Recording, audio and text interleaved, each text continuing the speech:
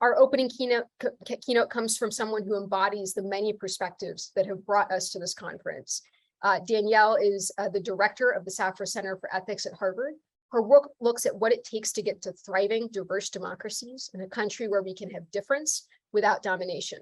She looks at what renovations it will take for our country to get to a new social contract.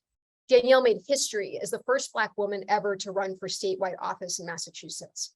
Having chaired a COVID response task force whose recommendations were integrated into federal law, Danielle also knows how our democracy intersects with our health and has a rousing and timely message to move us to action. Welcome, Danielle. It is an honor to have you. Thank you so much, Aaliyah. It is just fantastic to be here with all of you. And I just am so moved by everybody here in this Zoom community today. The work you're doing is extraordinary. You have been working so hard across so many fronts. I know you're all health professionals, nurses and physicians and LNAs and folks carrying out all kinds of work on behalf of communities you're committed to. The fact that you're also making time to knit civic commitment together with health commitment is profound. It's an example for all of us, and I'm just so, so grateful to you. So it's an honor to be here. I'm going to tell you a little bit about myself so you know who I am speaking to you and what motivates me to join you in this work. And then I want to talk a little bit about the question of the connection between the health of our communities and a healthy social contract and how those things really do flow from civic engagement. I've got a couple of stories to tell about how important that is. I hope these stories will help make crystal clear how much of an impact the work that you're doing can have. So I grew up in Southern California in a huge family, a big network of cousins. My dad had grown up in Northern Florida, and he had 11 brothers and sisters, and half of them fled the Jim Crow South seeking opportunity and freedom and landed in Southern California and built a huge network of us, or countless numbers of cousins. And so this was a family that came from and carried with it a tradition of civic engagement. My granddad had helped found one of the first NAACP chapters in Northern Florida.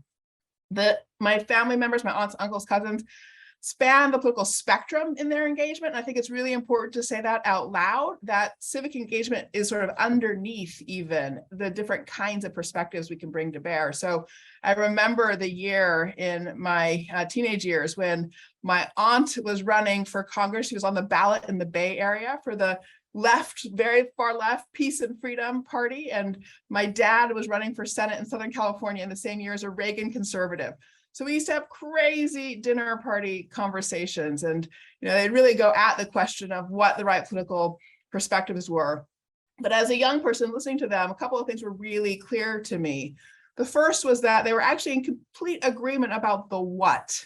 They were both pursuing empowerment for themselves, their families, and their communities. They believed in foundations for flourishing, the fact that people need housing, they need stable homes, and then they need to have access to economic opportunity. They need to be able to have the access to education that brings the package together. So the what they were after, empowerment in our democracy and the healthy communities that come from empowerment, was just crystal clear to them.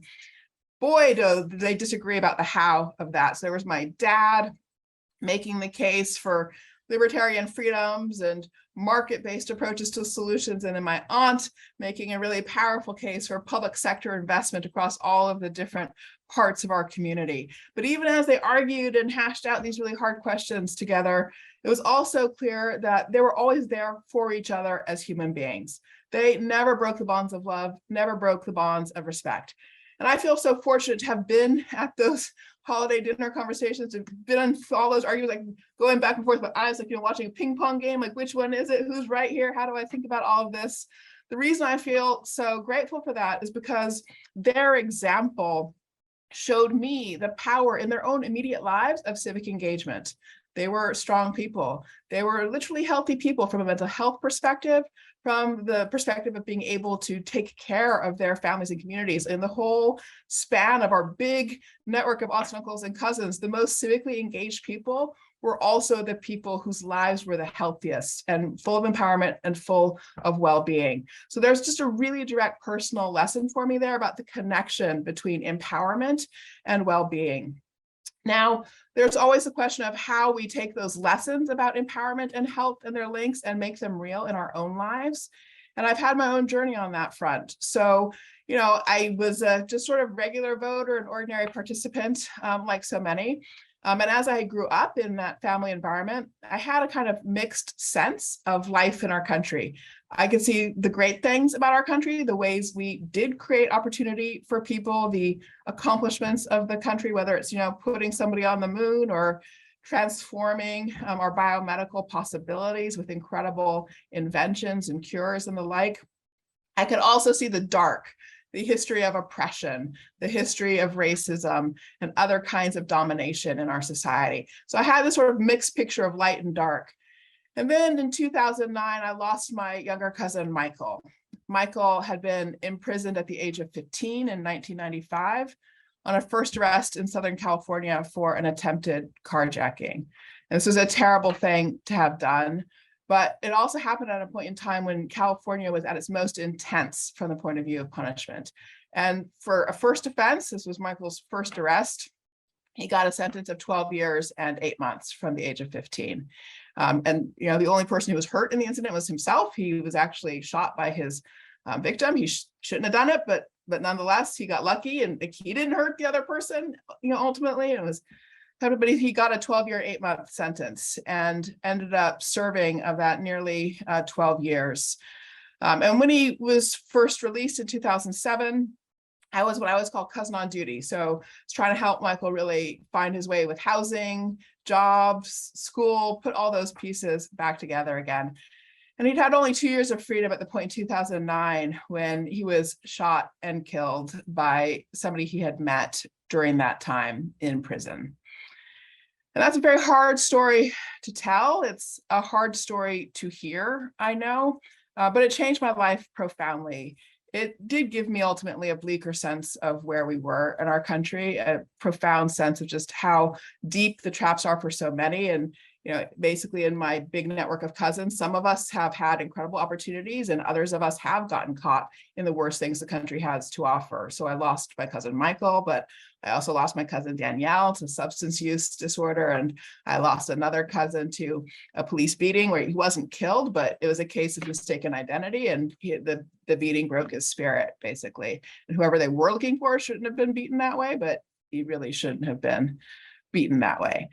So when you see the bleakness of circumstances that some people are facing, there's really nothing to do but to act, to do something about it. And so I began to reorganize my academic portfolio and my life as a researcher and working in policy spaces around issues of justice reform. It just seemed to me fundamental to transition from a criminalizing framework to a health-based framework for dealing with issues like substance use disorder.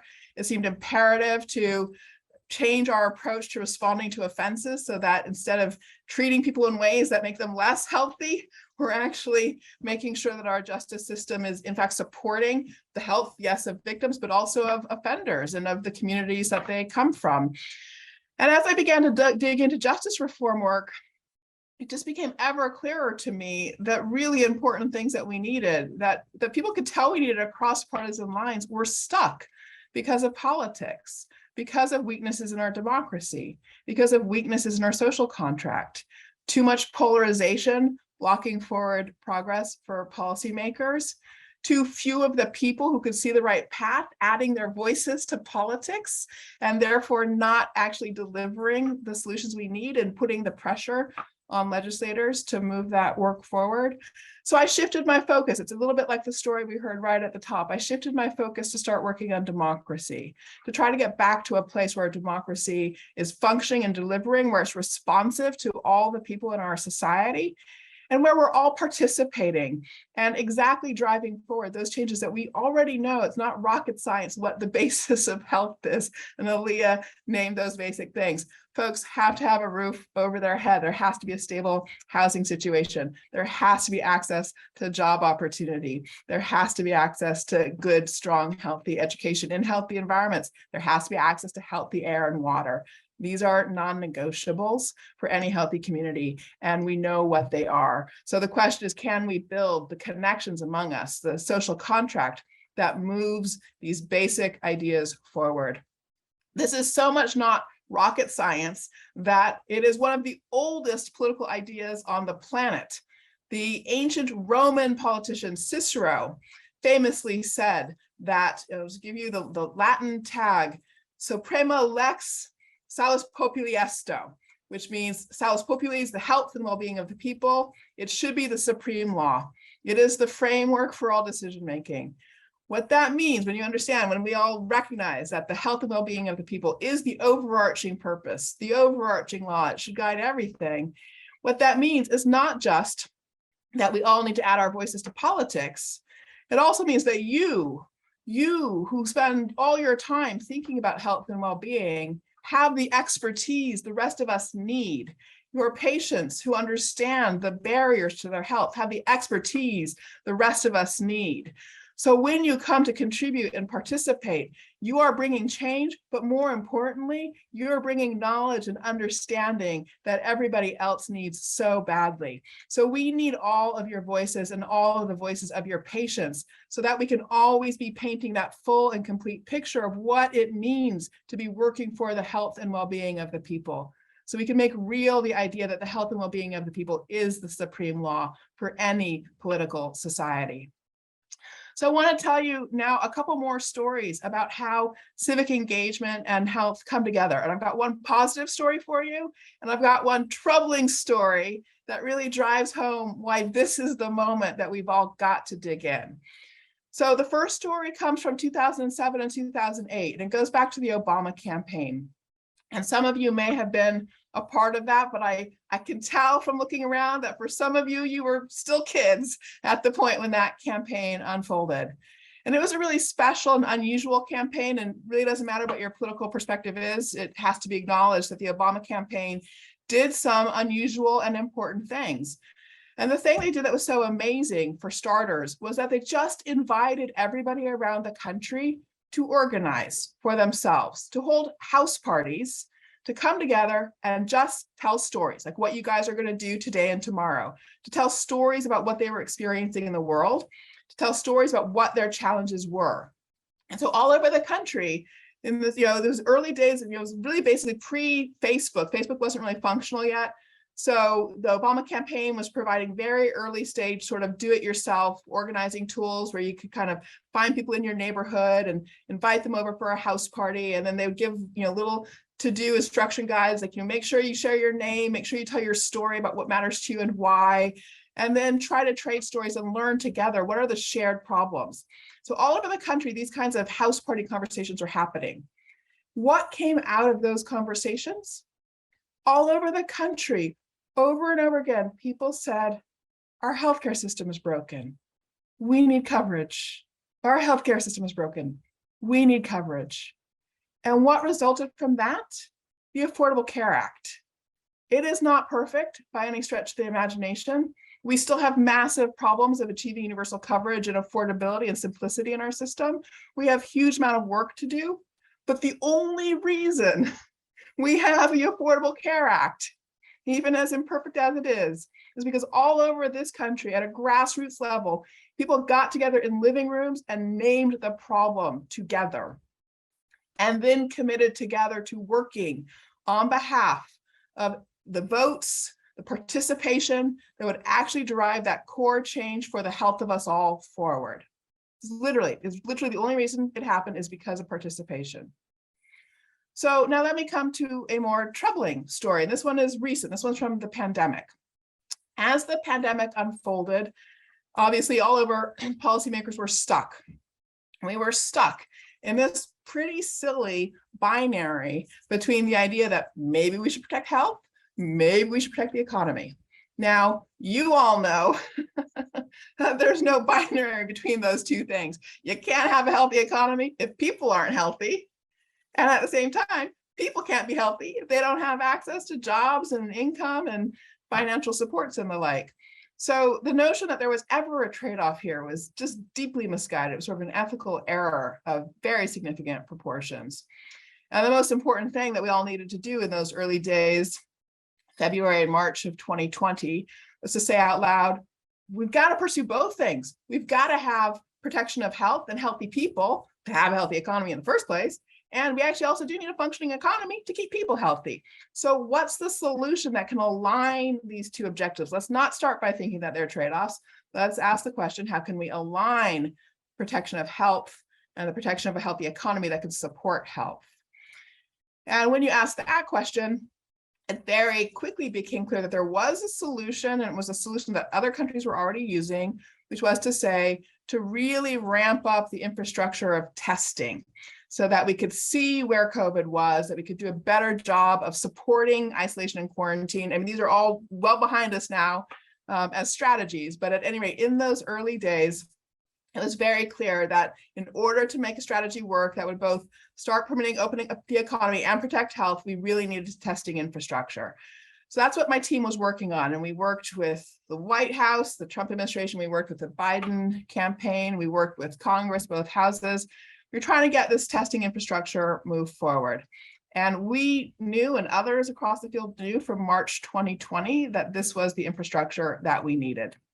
Now, you all know how long it took us to actually get that infrastructure, right? So in May, Congress put a package forward that had a lot of funding for testing in it, building out that infrastructure. That package did not move until the fall of 2020. And then it wasn't really then until Biden came in January 2021 that the full infrastructure commitments were made and the full build out was achieved. So that took us 11 months when other countries were able to get it done in a month or 2 months. So what happened exactly? And how is that relevant to the work you're doing? So partly we could just in a very broad way say it was politics. It was an election year and the whole thing got really kind of stuck in the different positions the parties were taking in relationship to each other. And that is true. That is broadly speaking exactly what happened. But it got even more specific and more concerning than that. In May, when the legislative package was put together that included the resources for testing, that package also included a lot of provisions around voting rights, okay?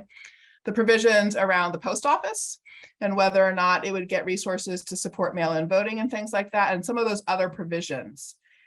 And the Republicans didn't want anything to do with those particular provisions, and so they sat on the package, okay, until those provisions were moot. So it's literally the case that the fight over voting rights that was happening in 2020 was holding hostage the investments in COVID infrastructure that everybody, both sides, knew that we needed, okay? And honestly, both parties are to blame for that linking of those two things. There's various ways you can parse the blame, but in my view, both sides were to blame for linking those two things. It should have been separable matters. But I'm going to leave that question aside because here's what really matters. You know what would have changed that dynamic? The single most powerful thing that would have changed that dynamic would have been if everybody always votes.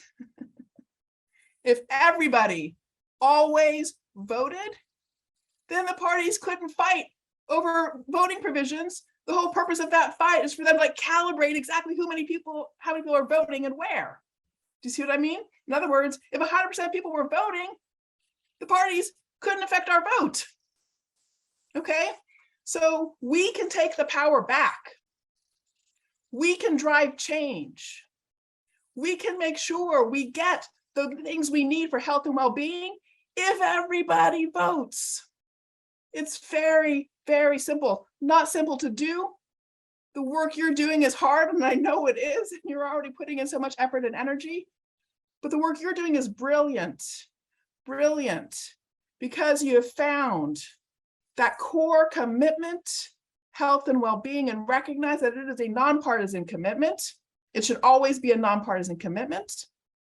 You have recognized that you have expertise and that your patients have expertise that should help us all understand health and well-being. And you have recognized that you have a touch point to remind people that their own health depends on their voting. So thank you. Thank you. I mean, at some level, I wish we weren't counting on you. All right. I wish we were already there. I wish we were already at universal voting, but we're not. And just to make it really, blunt, how severe it can be, even in places that seem kind of good, like here in Massachusetts, in the 2020 election, we had 71% of voting age white citizens voting, 36% of voting age Black citizens voting. Okay. So we have a huge amount of work to do to reestablish that basic foundation of shared power from which that foundation for health also flows. Okay. So thank you. Thank you. We are counting on you, and we are so grateful for all the work that you're doing.